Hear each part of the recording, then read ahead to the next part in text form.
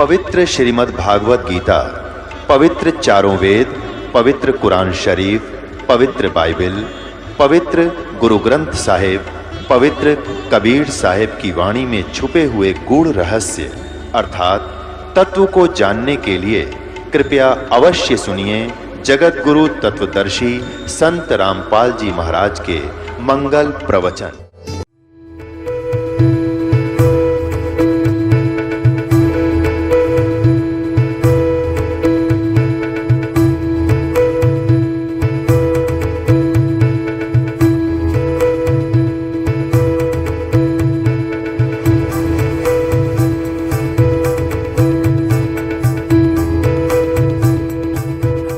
सतगुरुदेव की जय। सर्व संगत से प्रार्थना है, सत्संग प्रारंभ हो रहा है। कृपया सत्संग स्थल पर शांतिपूर्वक विराजमान होकर के श्रद्धा से सत्संग सुने। परमेश्वर की प्यारी आत्माओं से पुनर्निवेदन है, सत्संग प्रारंभ हो रहा है। कृपया सत्संग स्थल पर शांतिपूर्वक बैठ करके श्रद्धापूर्वक सत्संग सुने। सत साहिब सतगुरुदेव की जय। बंदी छोड़ कबीर परमेश्वर जी की जय। बंदी छोड़ गरीबदास जी महाराज जी की जय। स्वामी रामदेवानंद जी गुरु महाराज जी की जय हो।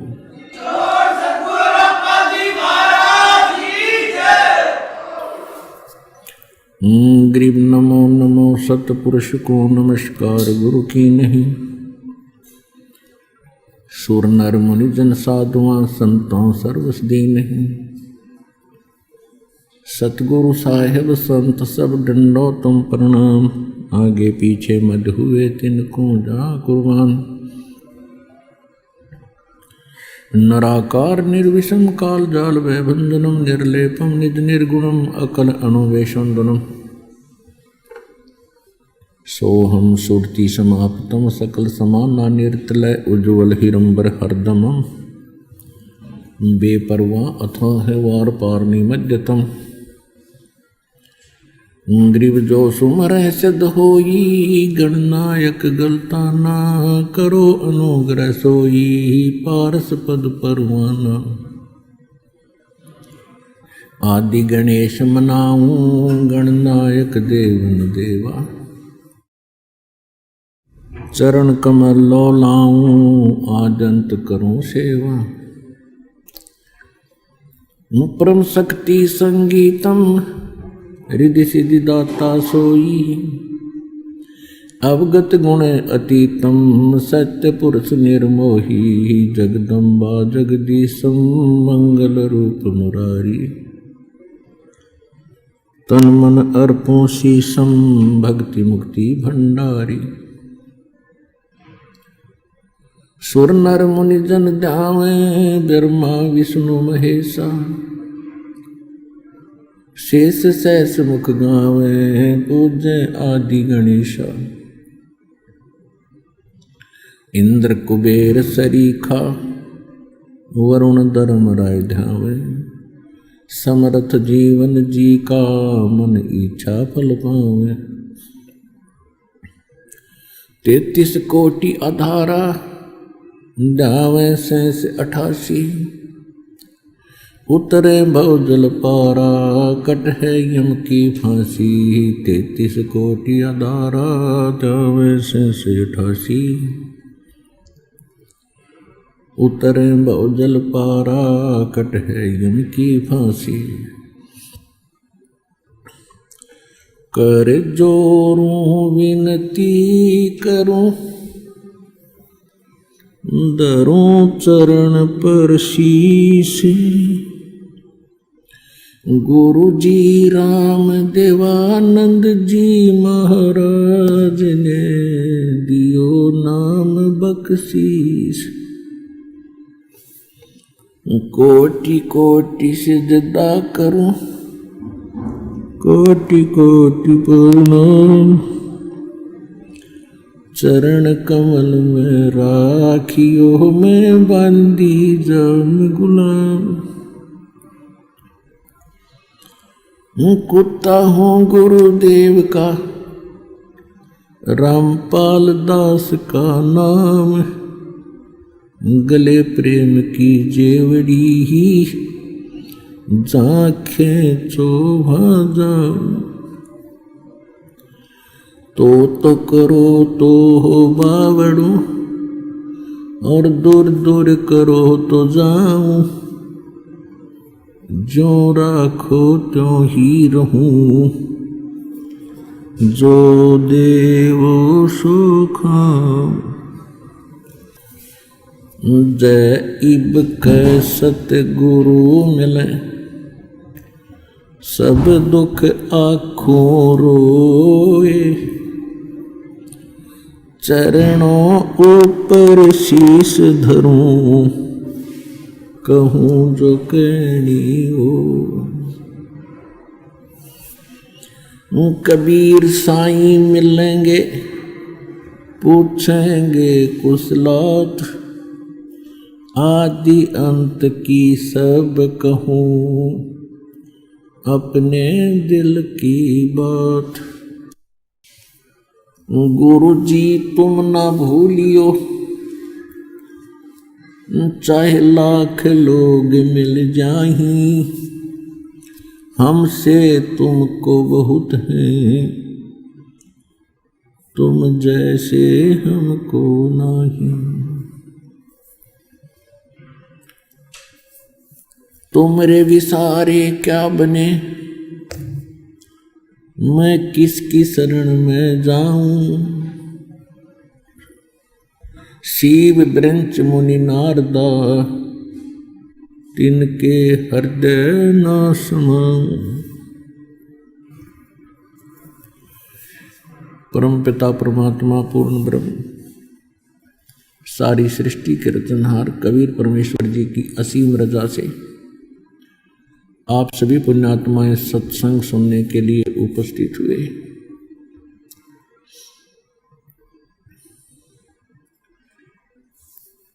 इस काल भगवान ने जिसके लोक में हम रह रहे हैं, ये 21 ब्रह्मांड का क्षेत्र है। और इस काल भगवान ने जिसकी कैद में, जिसकी जेल में हम रह रहे हैं, इसने एक सुनियोजित षड्यंत्र रच के हमें यहाँ पर फंसा रखा है, बांध रखा है।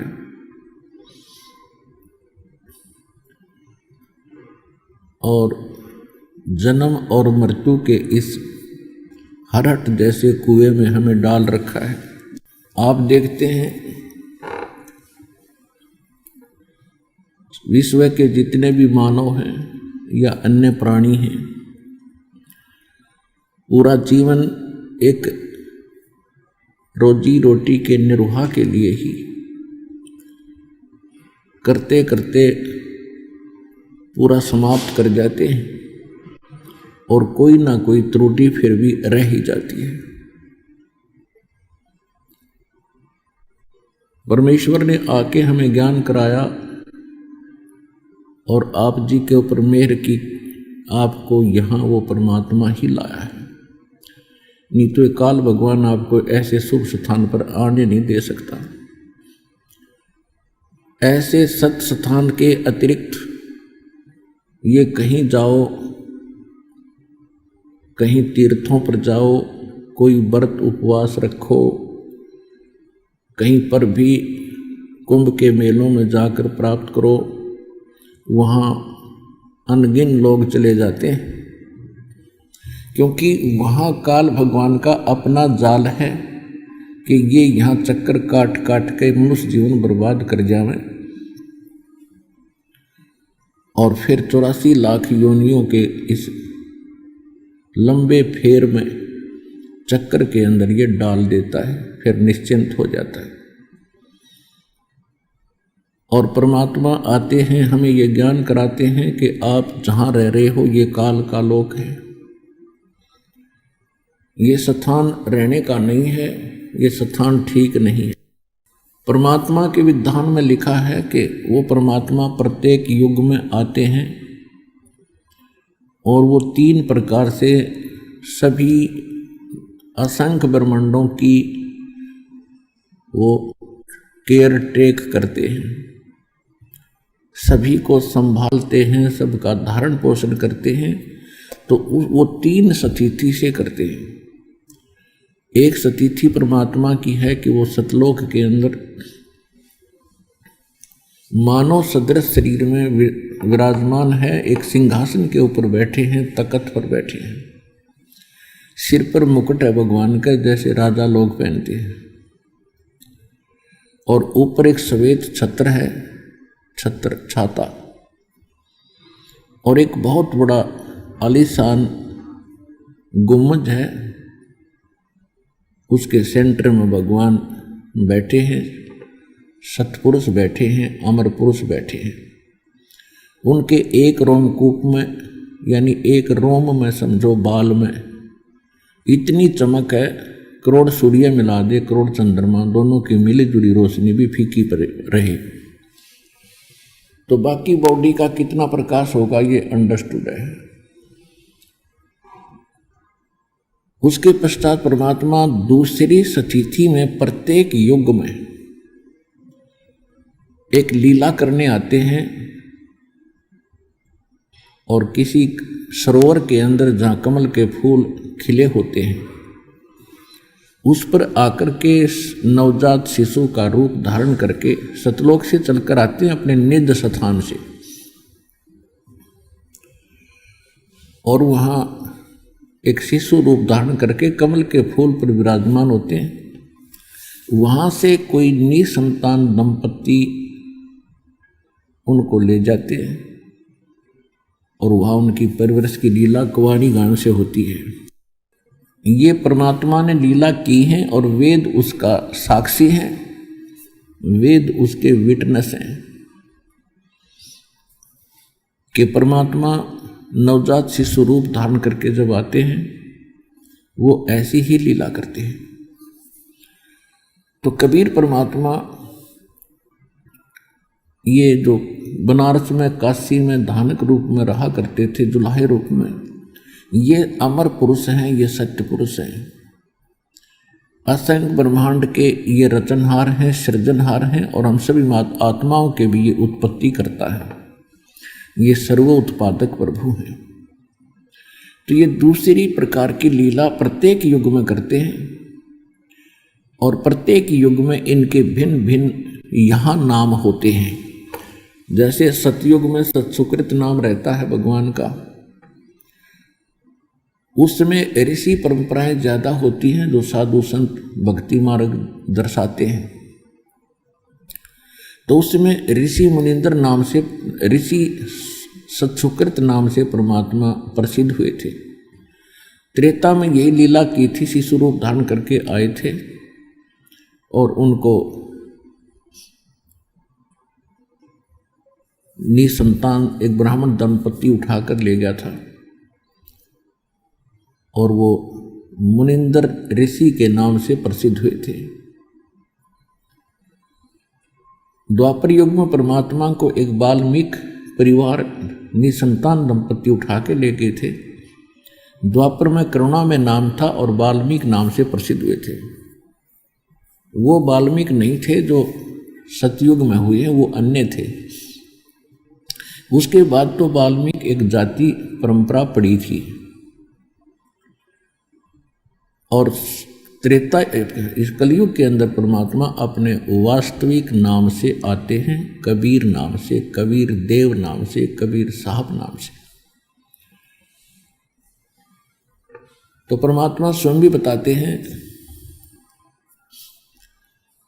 सतयुग में सत सुकृत कह टेरा, त्रेता नाम मुनिंदर मेरा, द्वापर में करुणा में कहाया, कलियुग नाम कबीर धराया।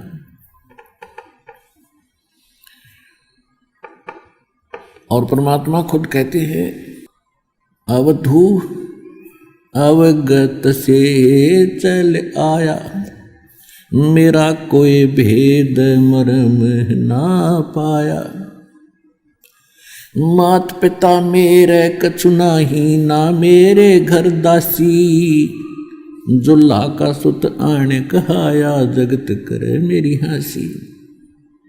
मात पिता मेरे कछु नाही, ना मेरे घर दासी। जुल्हा का सुत आने कहाया, जगत करे मेरी हंसी।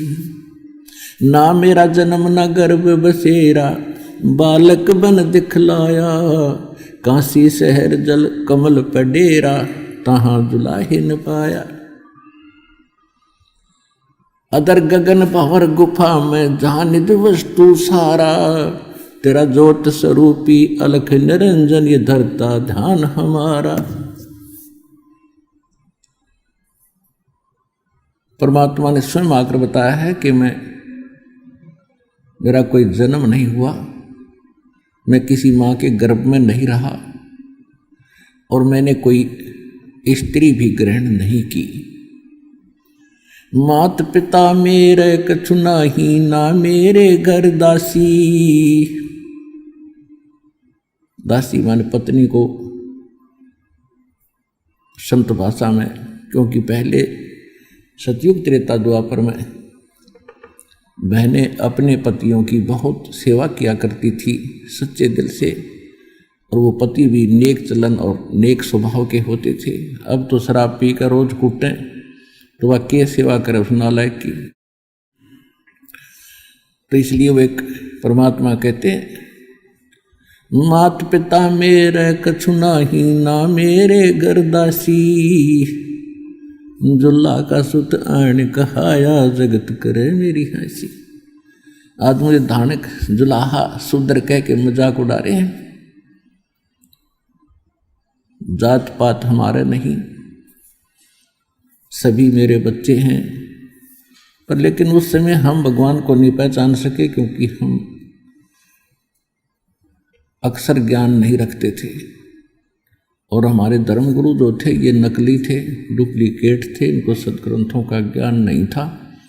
यदि इनको सदग्रंथों का ज्ञान होता तो भगवान का विरोध कतई नहीं करते। जैसे अब परमात्मा ने यह समय निर्धारित किया था, उससे पहले आपको शिक्षित किया अपने बच्चों को। परमात्मा नहीं चाहते थे ये शिक्षा रूपी विष आपको पिलाना, लेकिन ये अनिवार्य था, इसलिए आपको शिक्षित किया। ये शिक्षा आपको केवल इसीलिए दी है कि आप सदग्रंथों को जाने, स्वयं देखें, समझें और परमात्मा को पहचानें। अन्यथा इस शिक्षा ने हमें क्या दिया? अभिमानी बना दिया। आपस में प्यार रहा नहीं, माया के अतिरिक्त कुछ ध्यान नहीं। भगवान सौ कोस हो गया हमारे से।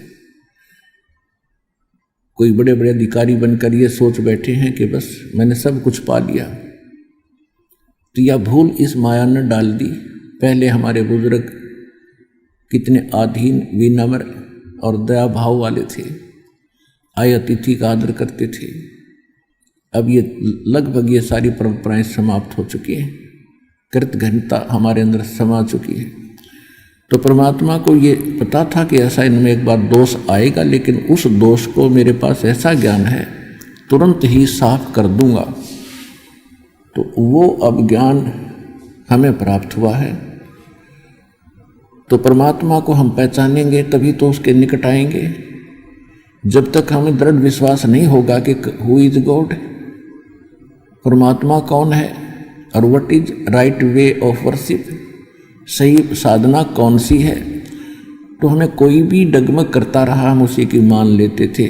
कोई छोटी मोटी अटपट कर देता, थोड़ी बहुत वाणी वेद मंत्र सुना देता, हम उसको विद्वान और बहुत अच्छा जानकार मान लिया करते थे।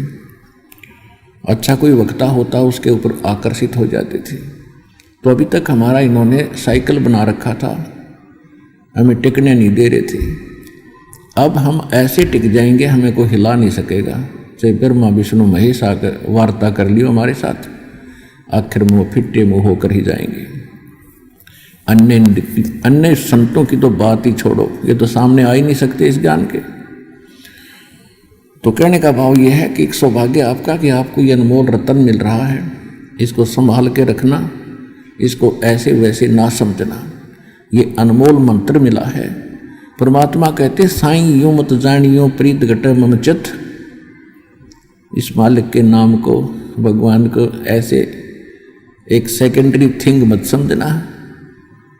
साईं यूं मत जानियो प्रीत घट मम चित, मरूं तो तुम सुमृत मरूं और जीवत समरू नित। ऐसा भाव बनाओ भगवान। तो वो परमात्मा आकर हमें ज्ञान सुनाते थे।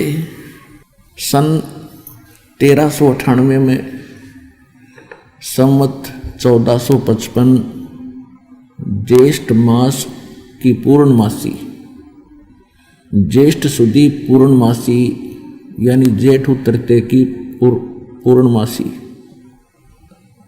को सुबह सुबह परमात्मा सतलोक से चलकर आए,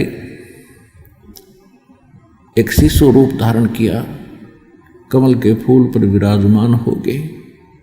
लहर तारा तालाब नामक एक सरोवर था बनारस काशी शहर के अंदर।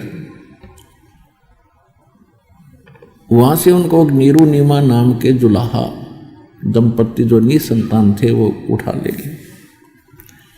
ये नीरू नीमा उसी जन्म में ब्राह्मण थे, गौरी शंकर और सरस्वती इनका नाम था।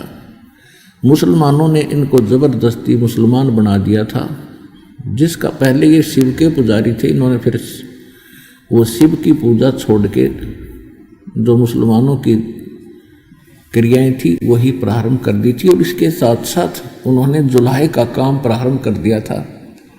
पहले वो जो दीक्षा आती थी उससे अपना निर्वाह करते थे, फिर दक्षिणा जो आती थी, पहले जो दक्षिणा आती थी उससे अपना निर्वाह करते थे, फिर बाद में वो दक्षिणा बंद होगी, क्योंकि वो कथा किया करते थे पहले भगवान शिव की, शिव पुराण की, उससे दक्षिणा आती थी। और बाद में फिर वो मुसलमान बनने के बाद उनके सामने निर्वाह का संकट उत्पन्न हुआ, तो उन्होंने जुलाहे का काम शुरू कर दिया, जो बहुत आसानी से और कम खर्चे में प्रारंभ हो गया था। ये कार्य करते करते उनको काफी समय बीत गया था। वो जुलाहा नाम से प्रसिद्ध हो गए थे। उस समय परमात्मा उनको मिले, वो उठाकर ले गए थे। जिस समय परमात्मा सतलोक से आए, शिशु रूप धारण किया, ऊपर से आ रहे थे, तो वहाँ एक अष्टानंद नाम के ऋषि उसी लहर तारा तालाब के ऊपर प्रतिदिन स्नान करने जाते थे। स्वच्छ जल था, गंगा की लहरों से उछलकर वो सरोवर का रूप धारण किया करता था। तो फिर सारा वर्ष उसके अंदर, वर्षा के दिनों में दरियाएं बहुत गहरी और ऊपर तक भर के चलती हैं, उनके ऊपर से पानी उछलकर गौ घाटों में से वो लहर तारा तालाब का रूप धारण कर लेता था। और फिर सारा दिन वो स्वच्छ जल, क्योंकि गंगा का जल खराब नहीं होता, सारा वर्ष वो फिर शुद्ध जल उस सरोवर के अंदर एकत्रित रहता था। उसमें कमल के फूल उगे रहते थे। वहाँ पर एक बाहर जंगल बनी में जंगल सा होता था, उसके चारों तरफ वृक्ष सुंदर उगे हुए होते थे। तो वहाँ पर अष्टानंद नाम के एक ऋषि प्रतिदिन अपनी स्नान भी करते थे और सुबह सुबह वहाँ कुछ साधना भी किया करते थे। और अष्टानंद जी कौन थे? ये स्वामी रामानंद एक महापुरुष हुए हैं, जिनका बहुत बड़ा बोलबाला था, जिनको माना जाता था कि ये चारों वेदों के विद्वान हैं, पुराणों और श्रीमद् भगवत गीता को ये अच्छी तरह जानते हैं, समझा है, यानी बहुत बड़े प्राकांड विद्वान प्रसिद्ध थे। उन्होंने 1400 ऋषि शिष्य बना रखे थे। किसने? स्वामी रामानंद जी ने,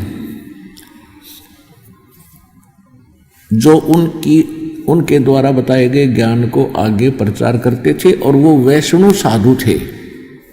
स्वामी रामानंद जी श्री विष्णु जी को इष्ट रूप में मानते थे, वैष्णव परंपरा से संबंधित थे और वैष्णव परंपरा का ही वो आगे प्रचार करते थे। जिसको भी वो शिष्य बनाते थे एक कंठी देते थे। कंठी कैसे होती है?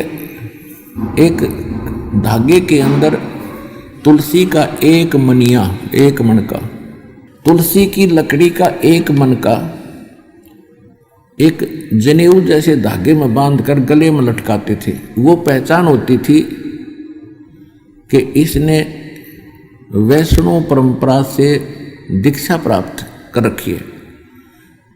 तो ऐसी वो एक कंठी भी देते थे। और उन्हीं 1400 ऋषियों में से एक अष्टानंद ऋषि थे जो लहर तारा तालाब के ऊपर प्रतिदिन अपनी साधना स्नान करके वो प्रतिदिन अपना नित्यनेम किया करते थे।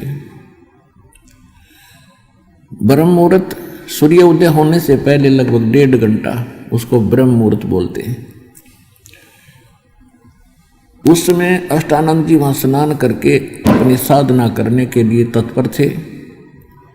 उधर से परमात्मा सतलोक से चलकर आ रहे थे। एक बहुत तेजों में प्रकाश का गोला, प्रकाश पुंज आसमान से उसको आते हुए देखा। वो बहुत गति से आ रहा था।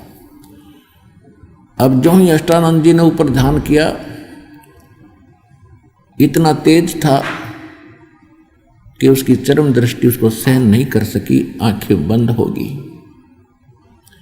आंखें जब बंद हुई तो उसने क्या देखा कि एक शिशु का रूप दिखाई दिया। उस जो पुंज दिखाई देता, प्रकाश का गोला नजर आता था। जब आंखें बंद हुई तो उसने क्या देखा कि एक बालक शिशु रूप है। जैसे हम सूर्य की ओर कभी गलती से देख लेते हैं तो हमारी चरम दृष्टि उसको सहन नहीं कर पाती, हम तुरंत आंखें बंद करते हैं या साइड में करते हैं। तो हम क्या देखते हैं कि सूर्य का प्रकाश रहित एक आकार गोला सा दिखाई देता है। और पहले ऐसा नहीं नजर आ रहा था, केवल प्रकाश दिखाई देता था, फिर हमें प्रकाश रहित आकार सूर्य का दिखाई देता है। यही दशा उस अष्टानंद की हुई। जब उसने उस तेज पुंज के गोले को देखा, आंखें सहन नहीं कर सकी, तुरंत बंद हुई।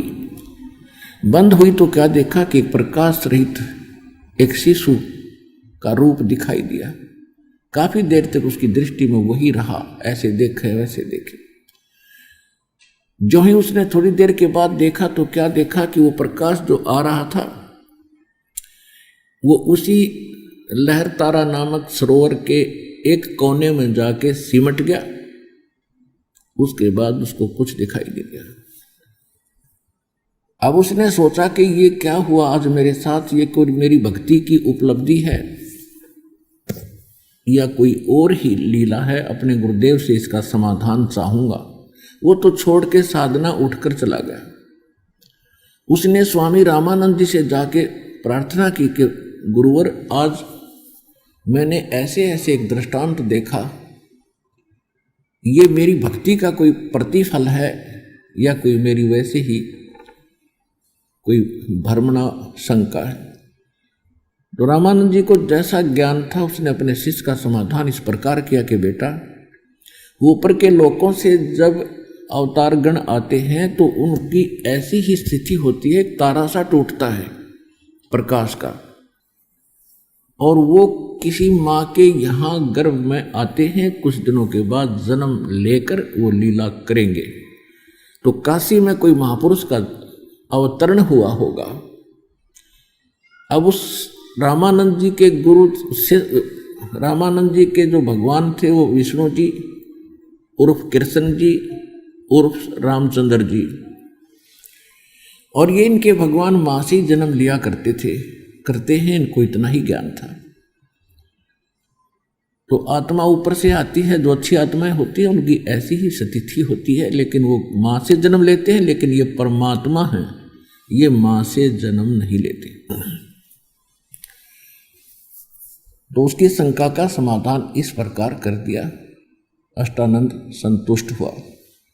उधर से नीरू नीमा प्रतिदिन उसी लहर तारा तालाब पर स्नान के लिए जाया करते थे। और पहले वो गंगा में स्नान करते थे जब ब्राह्मण हिंदू थे।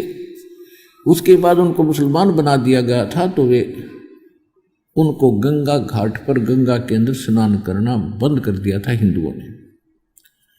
तो उन्होंने फिर गंगा का वो जल जो लहर तारा नामक सरोवर के अंदर एकत्रित हुआ होता था, उसी में प्रतिदिन स्नान करना प्रारंभ कर दिया।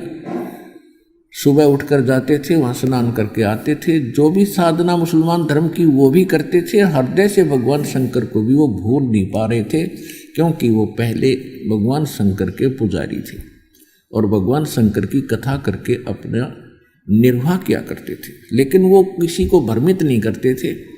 एक ऐसी नेक आत्मा ब्राह्मण थे कि जो भी दक्षिणा आ जाती थी अपने रोजगार निर्वाह वाला के लिए रख लेते थे, बाकी सब धर्म में लगा देते थे। तो काल को ऐसी आत्मा नहीं अच्छी लगती कि ये बुरे कर्म करे तो बेशक फलो फूलो, अच्छे काम करने वालों को ये अवश्य कोई बाधा पैदा करता है। कब करता है? जब तक हम परमात्मा की शरण में नहीं आते। तो उन्होंने उसको ऐसा कंडम कर दिया। अब वो ना शंकर भगवान के रहे और ना ही वो अन्य कोई कर पा रहे थे। और एक साथ में उनको चिंता सता रही थी, उनका कोई संतान नहीं थी, निसंतान थी। वो दुख अलग से उनके ऊपर बना हुआ था। और क्या होता पुण्यात्माओं, जगत और भगत के विधान, नियम, विचार आपस में विपरीत होते हैं, जिस कारण से आज तक भगत और जगत का आपस में विरोध रहा है।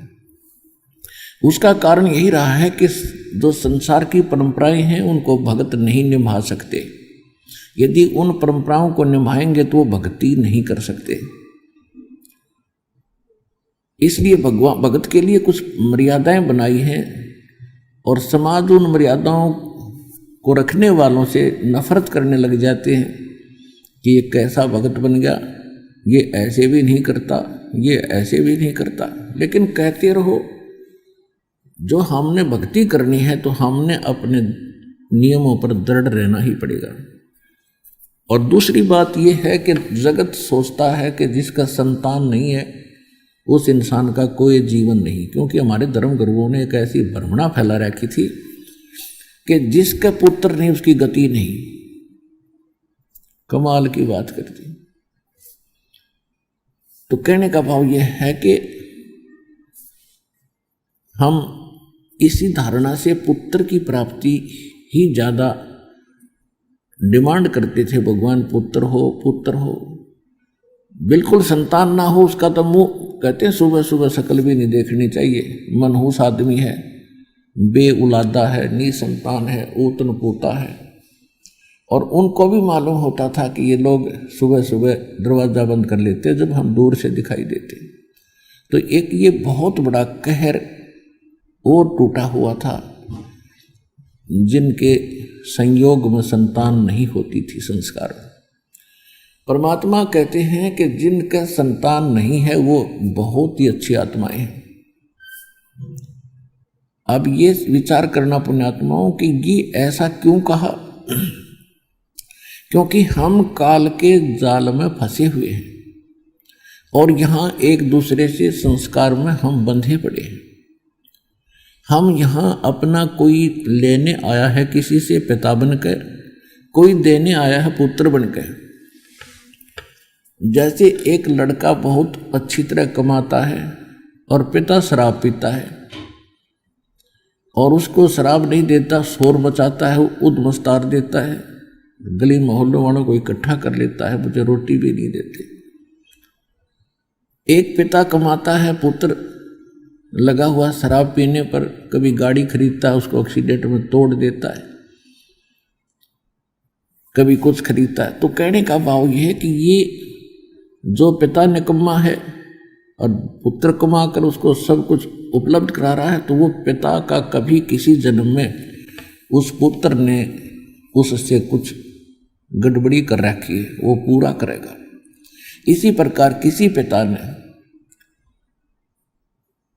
वो पुत्र रूप में जो उसके जन्म है, उसने किसी जन्म में उसके साथ कोई ऐसा किया है, उससे कुछ पैसे ऐंठे हैं, अब वो पूरे करके दम लेगा। एक समय सुखदेव ऋषि 12 वर्ष तक मां के गर्भ में रहे और सुखदेव ऋषि व्यास जी के पुत्र थे, वेद व्यास जी के। 12 वर्ष के बाद वो जब माँ के गर्भ से बाहर आए तो बाहर आते ही वो 12 वर्ष की आयु का बच्चा बन गया। और व्यास जी को ये मालूम था कि मेरी पत्नी के गर्भ में पुत्र है, इतना इनको आभास हो जाता था। तो बड़ी खुशी मनाता था कि जब बच्चा जन्मेगा मैं बड़ी प्यार करूंगा, लाड करूंगा अपने पुत्र की, क्योंकि पुत्र की महिमा हमारे समाज में घनी थी। और सुखदेव ऋषि को माँ के गर्भ में ये ज्ञान था कि बाहर जाते ही हमारी अकल पर पर्दा गिर जाता है, हम भक्ति छोड़कर बकवादों में लग जाते हैं। माँ के गर्भ में प्रत्येक प्राणी को याद रहता है कि पिछले जन्म में मैंने कितनी गलतियाँ की, मुझे कितने मानुष जन्म मिले, मैंने कैसे बर्बाद किए। तो माँ के जन्म में ये रह कर दुआ करता है, परमात्मा ठीक ठाक मेरा मानव शरीर मुझे बाहर मिल जाए, निकल जाए इस नरक से, माँ के गर्भ से, तो मैं सदा आपको याद करूँगा, कोई बकवाद नहीं करूँगा। अब मुझे याद है मैंने पिछले जन्म कैसे बर्बाद किए, मनुष्य के अनमोल जन्म खोए। तो माँ के गर्भ में प्रत्येक को ऐसी याद रहता है। बाहर आते ही हमारे ऊपर त्रिगुणमयी माया का, रजगुण ब्रह्मा, सतगुण विष्णु, तम गुण शिव जी क्या जो प्रभाव है एकदम अचेत कर देता है, सब भुला देता है, ये काल का जाल है। तो उस ये त्रिगुणमयी माया हमारी बुद्धि पर पत्थर डाल देती है, उस पत्थर को हटाने के लिए साधु संत रूप में परमात्मा आते हैं। तो सुखदेव ऋषि ने 12 वर्ष तक बाहर इसलिए नहीं आया कि बाहर आते पर्दा गिर जाता बुद्धि पर, और ये ब्रह्मा विष्णु महेश के जो तीनों गुण हैं ये हमें मूर्छित कर देते हैं। जब 12 वर्ष तक माँ के गर्भ में रहा तो ब्रह्मा विष्णु महेश को चिंता हुई कि ये तो हमारी परंपरा खराब कर देगा। माताएं 9 महीने में कितनी दुखी हो जाती हैं बच्चों को पेट में रखने में, और 12 वर्ष तक रखा करेंगी तो हाहाकार मच जाएगी। इस दिन तीनों देवता ने आके ब्रह्मा उस सुखदेव ऋषि से कहा कि भाई बाहर आओ ऋषि जी, ऐसा ना करो, ये 12 वर्ष तक गर्भ में रहेंगे बच्चे तो कितना कष्ट होगा। तो सुखदेव जी ने कहा कि आपके अंदर से जो रेज निकल रही है, किरणें निकलती हैं गुणों की, ये बाहर आते मूर्छित कर देती, ये मुझे ज्ञान हो गया है। आप जब तक मैं बाहर आऊं तब तक अपनी इस माया को रोको, अपने अपने गुण को रोको। तो उन्होंने कहा देखो इनको हम ज़्यादा नहीं रोक सकते, ये तो ब्लड प्रेशर की तरह है, ज़्यादा रोक दिया तो मर जाएंगे, हमारी बस की बात नहीं है, लेकिन हम इतनी देर रोक सकते हैं बस। फिर उसने कहा तुम इतनी देर रोक दो। तो जैसा भी उन्होंने थोड़ा बहुत कंट्रोल किया, इतने वो बाहर आ गया। ब्रह्मा विष्णु महेश चले गए, सूक्ष्म रूप में वो दिखाई दे रहे थे उसको। अब कहने का भाव ये है कि उसको चेतनता रही और पिछली भी याद रही और भविष्य भी उसको ध्यान में रहा कि मैं मनुष्य जीवन क्यों मिला है, क्या करना चाहिए। जब वो उठकर चलने लगा, मां के गर्भ से बाहर आते ही 12 वर्ष की उम्र का बच्चा गर्भ से बाहर आया, तब छोटा रूप था, बाहर आते एकदम ओरिजिनल उसका जितना रूप था 12 वर्ष का बन गया। और अपनी ओरनाल जो नाभि से जुड़ा हुआ होता है जेर सी, उसने कंधे पर रख कर और चल पड़ा, कितागे काट। तो ऐसे झंझट में अब हम पैर नहीं देंगे। बिना ज्ञान में तो ना जाने कहाँ कहाँ क्या क्या दुख हमने मोल ले लिए बेमतलब के। अब दास को जब ये ज्ञान हुआ उसके बाद एक अलग से चश्मा लगता है ज्ञान का। दास जूनियर इंजीनियर की नौकरी करता था, civil junior engineer in Haryana government irrigation department. एक IAS ऑफिसर डायरेक्टर लगा माइनर इरिगेशन डिपार्टमेंट का, और उसके 6 महीने रह रहे थे रिटायरमेंट के। तो उसने क्या किया, उसी समय लड़की का विवाह रख दिया। उसको मालूम था कि जितने भी अधिकारी हैं, इंजीनियर हैं, चीफ इंजीनियर हैं, ये सब आएंगे, गिफ्ट देंगे, खूब दान करेंगे। उस समय उसने 3.5 लाख रुपए सन 1989 में 3.5 लाख रुपए लड़की के विवाह पर लगाए। आज उन 3.5 लाख की गणना करें तो मेरे ख्याल में 35 लाख हों। लड़की का ब्याह कर दिया। 6 महीने के बाद, उसके रिटायर के 6 महीने के बाद वह लड़की छोड़ दी, तलाक दे दिया उसने।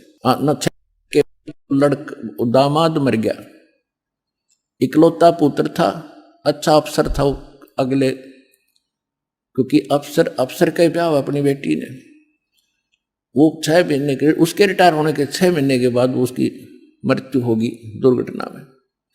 अब वह लड़की कोई संतान नहीं। अब उसको ये महसूस हुआ कि ईब तो 3.5 लाख रुपए में ब्याही थी, अगर दोबारा ब्याहूंगा तो 7 लाख लगेंगे। भाई इस दुख में हार्ट अटैक होगा, मर गया।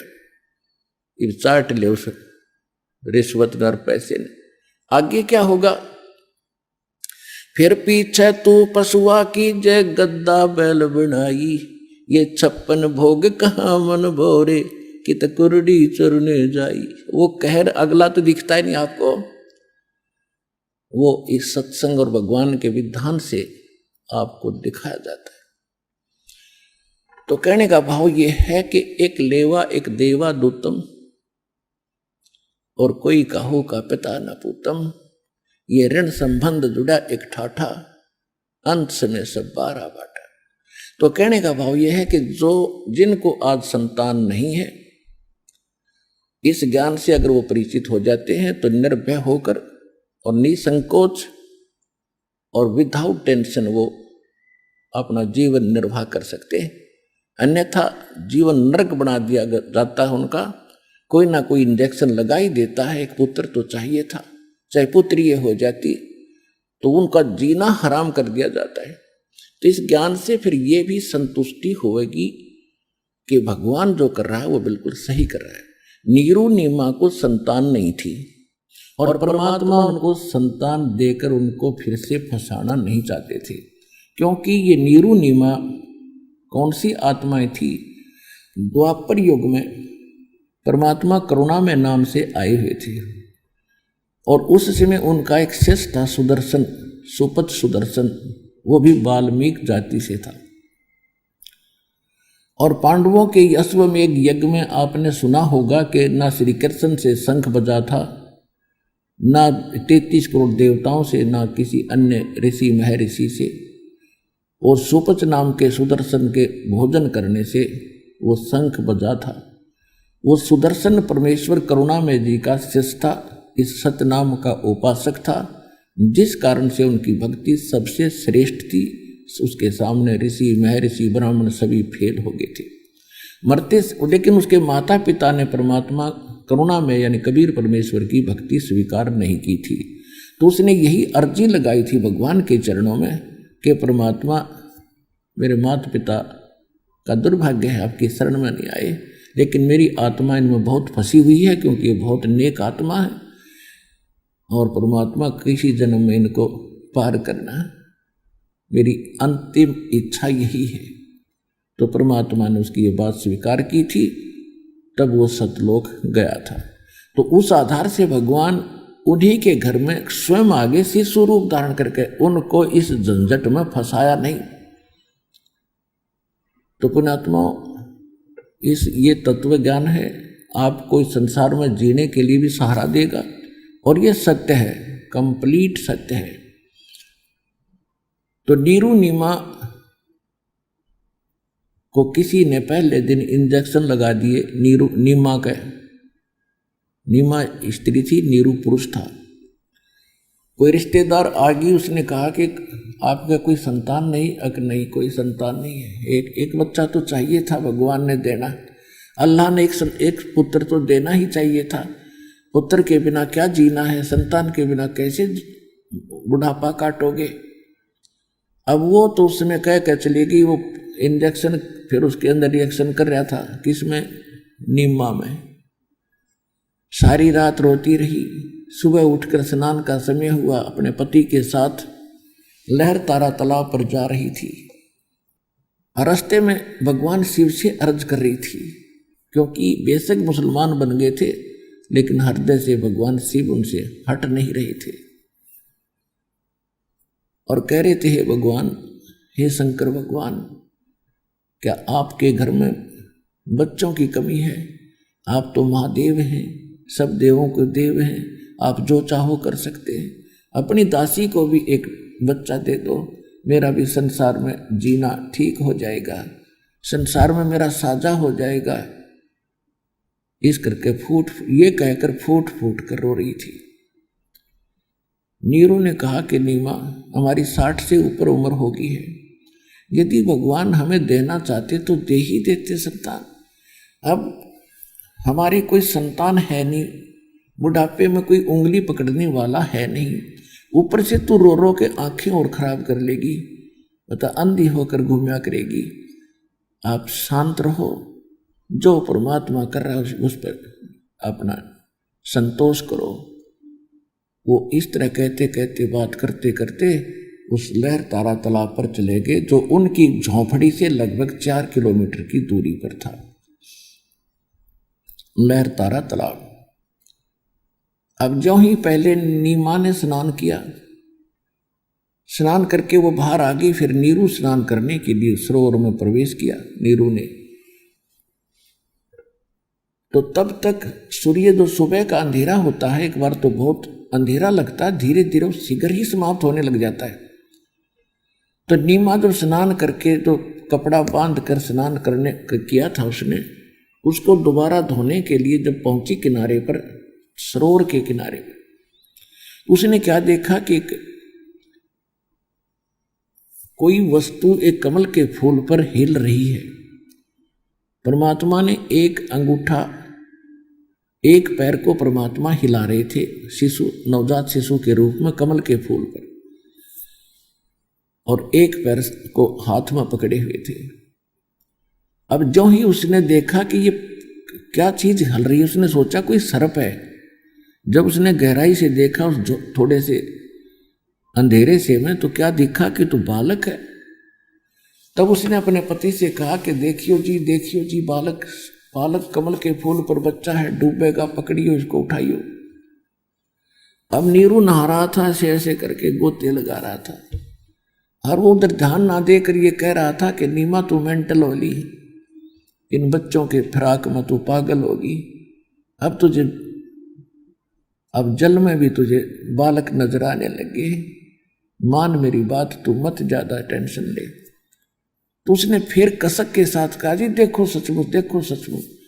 जिधर वो दृष्टि संकेत कर रही थी, उधर उसने देखा कि सचमुच कमल के फूल पर एक नवजात बालक दिखाई दे रहा। जो का तो उसने तुरंत उसको उठा लिया, बच्चे को, और कमल के फूल समेत अपनी पत्नी को थमा दिया। अब पुण्यात्माओं,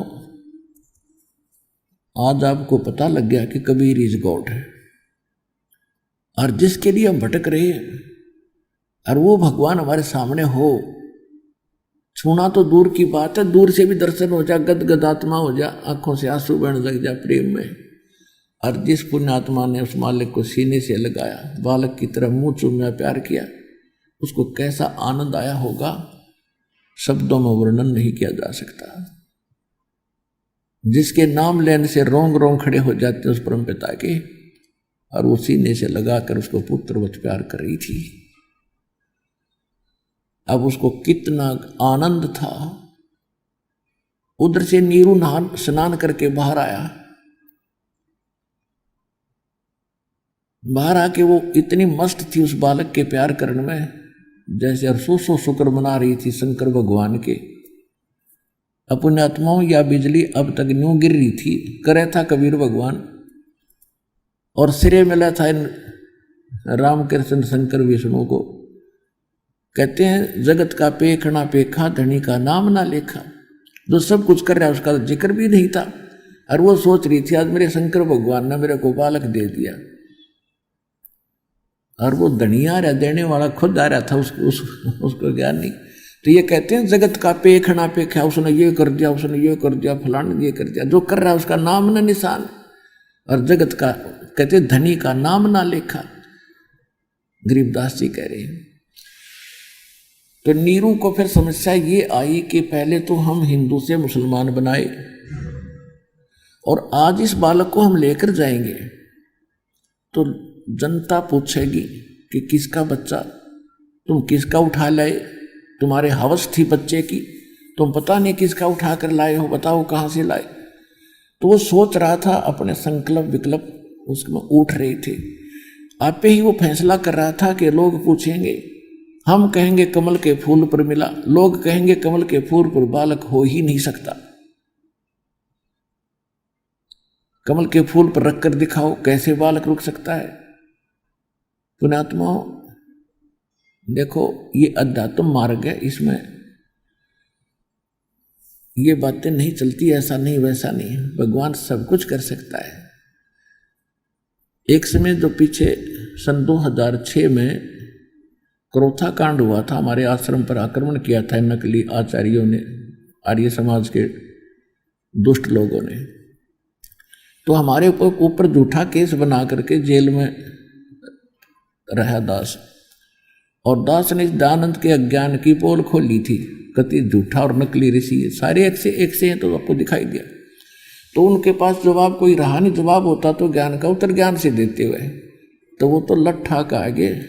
और जैसे भी था ये मालिक की लीला थी, वो तो नाश करने आए थे, मालिक ने हमें बचा दिया, अपनी मजदूरी करानी थी इस दास से। तो उस समय दास उस जेल में, झूठे केस में जेल में था। तो वहाँ एक वार्डन था पुलिस वाला, वो आ जाते थे, बैठ चर्चा करते थे, वे महाराज कोई ज्ञान बता। तो वो खुद ही एक दिन कह रहा था मेरे ज्ञान बताने से पहले कि हमारा एक साथी है दूसरा पुलिस वाला, उनके घर पर एक बथुआ है। बथुए का पौधा आपने देखा होगा, ज़्यादा से ज़्यादा 1.5 या 2 फुट से ऊपर नहीं होता। बथुआ ज़्यादा घना होगा 2.5 फुट हो जाएगा, ऐसा होता बथु। तो वो कह रहा था कि हमारे एक पुलिस वाले के घर पे एक बथुए का पौधा है, और वो इतना मोटा है, लगभग 6 इंच उसका नीचे से तना है, और वो 10-15 फुट 10-12 फुट ऊपर उनके मकान से, मतलब सिंगल स्टोरी से ऊपर जाता है। और 12 मास उसके पत्ते हरे रहते, और उसका साग बनाते। मैं खुद भी देख कर उसकी सब्जी बनाते। मैंने कहा बिल्कुल हो सकता है, परमात्मा तो कुछ भी कर सकते हैं, इतना बड़ा बथुआ भी हो सकता है कि आज तक है, मैं देख के आया। एक दिन उसने बताया कि कहा जी कुछ ज्ञान सुनाओ। मैं आप किसकी पूजा करते हो? मैंने अपने भगवान की बताई, हम कबीर भगवान के पुजारी हैं। तो उन्होंने कहा कबीर भी भगवान थे? कहाँ थे, नहीं वो हैं ही, हमें भूल थी। फिर मैं उनकी जीवनी सुनाने लगा, तो मैंने कहा कमल के फूल पर परमात्मा मिले। तो वो उसने ऑब्जेक्शन कर दिया कि नहीं ये नहीं हो सकता, कमल के फूल पर बालक 2 किलो का तो होता ही है बच्चा कम से कम, कैसे रुक जाएगा? कमल का फूल इतना कैसे सहन कर सकते? मैंने तो उसको याद दिलाया कि आप उस दिन ये कह रहे थे कि हमारे मित्र के घर पे एक बथुआ है, और इतना बड़ा है, इतनी मोटी उसकी 6 इंच का तना है, और इतने 10-12 फुट का। कभी आपने देखा था उससे अतिरिक्त? कि नहीं। फिर जब मैं कह दूं कि नहीं मैं नहीं मानता, तो मेरे कहने से क्या वो बथुआ नष्ट हो जाएगा जो आपने देखा था? इसी प्रकार क्या परमात्मा ऐसा कमल का फूल नहीं बना सकता जिस पर 1 क्विंटल धर दे? वो तो 2 किलो की बात छोड़। फिर वो मान गया, सेट हो गया, कहा हाँ ऐसी बात तो हो सकती। बल्कि चक्कर में ना पड़ना, क्योंकि ज्ञान सही मिल रहा है आपको, जो बता जा रहा हूं सारा सत्य है। तो इस प्रकार उसके मन में ये धारणा थी, उस नीरू के मन में, कि जनता पूछेगी और हम कहेंगे कमल के फूल पर, कोई नहीं मानेगा, और हमसे बच्चा भी छीना जाएगा, और हमें मार पीट के नगर से भी निकालेंगे। तो पहले तो हम हिंदू से मुसलमान बने। हिंदू हमारे साथी नहीं, मुसलमानों में इतना हमारा कोई मेल जोल नहीं, क्योंकि कोई रिश्तेदारी बनी नहीं, कोई बालक नहीं, तो हमारा साथी कोई नहीं। ये सोचकर वो अपनी पत्नी से कहता है कि इसको यहाँ रख दो, बच्चे को, इसी में अपना हित है। उसने सारा अपने जो मन की कल्पना थी सारी बता दी। लेकिन नीमा कहने लगी मैं इस बच्चे को छोड़ नहीं सकती, चाहे मुझे देश निकाला मिलो या मुझे कोई मार दो बेशक जानते, बालक नहीं छोड़ूंगी। मुझे ना जाने से बच्चे ने मेरे ऊपर के जादू कर दिया, मैं इसके मोह में फंस गई। मेरा बालक मुझे सीने से बिठाने को दिल नहीं कर रहा। तो नीरू ने पहली बार अपनी पत्नी की तरफ हाथ किया था कि तू जग्गी बन गई, हठी बन गई, मैंने तेरी सारी मनोकामना पूर्ण की, जो तू कहती मैं सब करता रहा, क्योंकि इस दृष्टिकोण से कि इसके संतान नहीं है और कहीं ये उसका अभाव महसूस करके दुखी ना हो जाए, इसलिए तेरी सारी बात मानता रहा। तो इतनी हठी होगी, आज कुछ भी आगा पीछा नहीं देख रही है। तो उसने ऐसे थप्पड़ किया ही था, तभी परमात्मा बोले उस नीमा की गोदी में कि नीरू चिंता मत कर, मैं तुम्हारे लिए आया हूँ, तुम्हें कोई आपत्ति नहीं आएगी, मुझे घर ले चलो। फिर वो नीरू डर गया कि कोई फरिश्ता है। बालक बोला कर ऐसे ऐसे कौन बोलता है। चुप करके चद्दर उठा के साथ साथ आगे आगे चल पड़ा। और जो ही घर लेकर आए, बच्चा इतना सुंदर था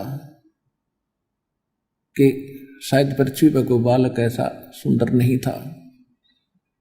उसको देखकर गांव पूरे काशी शहर में हलचल मच गई।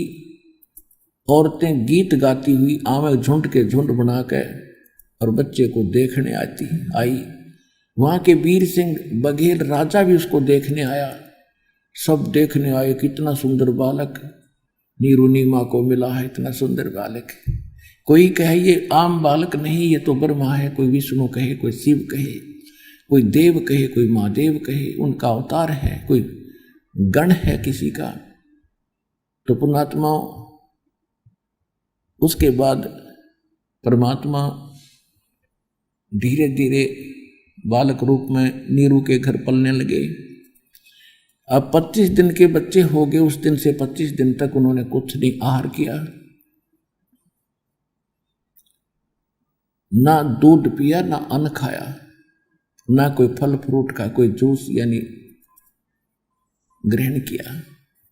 अब निम्मा को फिर चिंता बन गई कि बच्चा कुछ खा पी नहीं रहा, ये मरेगा। और भगवान ऐसे स्वस्थ थे जैसे बच्चा रोजाना 1 किलो दूध पीता हो, इतना फल फूल रहे, सुंदर शरीर उनका नजर आ रहा, स्वस्थ। लेकिन उस माई का विश्वास नहीं हो रहा कि जब तक खाएगा नहीं जीवेगा कितने दिन। 25वें दिन उसने अंतिम फैसला कर लिया, यूं मरेगा और साथ मैं मरूंगी, अब जिया नहीं जाएगा। और रोए रोए सुबह से लेकर सुबह की रोने लग रही। उधर से परमात्मा ने भगवान शंकर के मन में प्रेरणा की, वह शंकर जी को याद कर रही थी। तो परमात्मा ने शंकर जी के हृदय में वहां कसक भेजी कि मुझे कौन याद कर रहा है। वहां से झांक कर देखा कि कोई माई रो रही है शिवलोक से। तो शिव जी आए एक साधु रूप बनाकर। माई से कहा, माई तुम क्यों रो रही हो, क्या आपत्ति आई तेरे पे? वह माई बोली नहीं, रोती ही रही। सबकी बंदगी कंठ रुद्ध गया उसका। धीरे धीरे शंकर भगवान ने फिर साधु रूप में दोबारा कहा, माई कुछ बताओ। रोते रोते कहने लगी, महाराज मत सुनो मेरे दुखड़े को, आप भी दुखी हो जाओगे। तब भगवान शंकर ने कहा, माई कहते हैं अपना दुख किसी को बता दे, हल्का हो जाता है। हो सकता है मेरे पास कोई समाधान हो तो बता दूंगा। तब उसने बताया कि पहले तो भगवान को पता भी नहीं क्या दे रखा है इसको, कौन ले रहा है। तब शंकर भगवान ने कहा, तेरा बच्चा कहा माई? वो बालक लिया, वह लाई उठा के पालने से उठा कर लाई। उसने सोचा साधु संत कर देते हैं कुछ जंतर मंत्र, तो इनके चरणों में उसके हाथों से उठ गया परमात्मा और शंकर भगवान के सिर के समान हवा में ऐसे स्थिर हो गए। अब माई ने सोच रही, बाबा जी में करामात है, संत शंकर जी जो खड़े हैं, इन्होंने मेरे बच्चे को ऐसे उड़ा दिया, ओहो ये जरूर कोई शंका समाधान करेगा। अब वो मालिक उसके चरणों में कैसे? तो परमात्मा ने जब शंकर भगवान ने ऐसे किया, बच्चे को गोदी में लेते हैं जैसे, अपने आप वो मालिक वहां से आके उसके हाथों में सब आगे और शंकर भगवान से कहा कि इनसे कहो एक कुंवारी गाय लाए, उस कुंवारी गाय दूध देगी, आप आशीर्वाद दे देना। महात्मा जी, परमात्मा बोल रहे हैं, और वो फिर दूध दिया करेगी, मैं उसको पिया करूँगा। तो शंकर जी ने सोचा कोई सिद्ध पुरुष है, ये सोचा समूचा है, पिछले जन्म का किसी कारण से ये इनके संस्कारवश यहाँ आ गया है। तो ऐसे मालिक ने, उस शंकर भगवान ने 25 दिन के बालक ने 7 बार चर्चा करी उनसे। अब हमारी देख रही बालक बोल रहा है, वो तो पहले ही बोला था, उसके सामने बोला था। तो उसने अपने शंकर भगवान ने कहा कि माई तेरे पति को बुला और कहो एक कुंवारी गाय लावे और कोरा बर्तन लावे को मार के, थे बिल्कुल स्वच्छ पात्र लाए। तो उसी समय वो नीरू गया, एक कुंवारी गाय लाया, बछिया 1.5 वर्ष की, जिसने दूध पीना छोड़ रखा था और उसने बैल ने टच नहीं करी थी, यानी कुंवारी, अंडरस्टूड है कुंवारी गाय, और एक पात्र लिया। तो शंकर भगवान ने उस कुंवारी गाय के कमर पर ऐसे थपकी मारी, पात्र नीचे रख लिया, दूध की धार चल पड़ी। जब वो पात्र भर गया, अपने आप दूध रुक गया, तो परमात्मा को दिया गया, गट गट पिया दाता ने। तो वो कुंवारी गाय में दूध कहाँ से आया था? सतलोक से, सतलोक से आया था। सोच, एक पवित्र पशु में। अपने आत्माओं हमारे सदगर्भ, तो उससे मालिक की परवरिश की, नवजात बालक यानी शिशु रूप में भगवान की परवरिश उस कुंवारी गाय से हुई, कबीर भगवान की। अब वेद जो बताए जाते हैं, वेद क्या है? वेद है भगवान की जानकारी, भगवान कैसा है, कहाँ रहता है, क्या लीला करता है। ये हमारा हिंदू समाज क्या विश्व मानता है इस बात को कि वेदों में जो ज्ञान है वो बिल्कुल 100% सत्य है और भगवान के विषय में पूरी जानकारी है। तो जो वेदों में भगवान की महिमा लिखी है, लक्षण लिखे हैं, गुण लिखे, यदि वो गुण किसी में पूर्ण होते हैं तो परमात्मा कौन हुआ? वो वही हुआ जिसमें ये सब गुण परिपूर्ण है, तो वेद बताते। अब आपको वेदों में दिखाता हूं कि वेद क्या बताते। ये देखिएगा, ऋग्वेद ये 9-10 मंडल अनुवादित करके अलग से बनाया इन्होंने। ये कहाँ से प्रकाशित और किसने इसका अनुवाद किया है? प्रकाशक है सार्वदेशीय कार्य प्रतिनिधि सभा, महर्षि दानंद भवन, रामलीला मैदान, नई दिल्ली से। यह है महर्षि दयानंद सरस्वती कृत लिखा है इन्होंने। मुद्रक है Prince offset printers, 1510, Pataudi house, Daryaganj, नई दिल्ली से। ये यहाँ से। और ये विशेष खुशी की बात यह है कि इसके अनुवादक जो हैं, इस वेद के अनुवादक ये दयानंद के चेले और दयानंद ही हैं। इन्होंने, इन आर्य समाजियों ने इसका अनुवाद किया है और ये मानते हैं भगवान निराकार है, इसलिए इन्होंने कुछ थोड़ी बहुत गड़बड़ी करने की चेष्टा की है अनुवाद में, लेकिन अब हम उसको अच्छी तरह समझ लेंगे। ऋग्वेद मंडल नंबर 9, सूक्त 1, मंत्र 9 में ये देखिएगा, ये है ऋग्वेद मंडल नंबर 9 का 9वां मंडलम, और ये प्रथम मंत्र और प्रथम ही सूक्त है। ये इसमें देखेगा, ये सोम माने क्या लिखा है?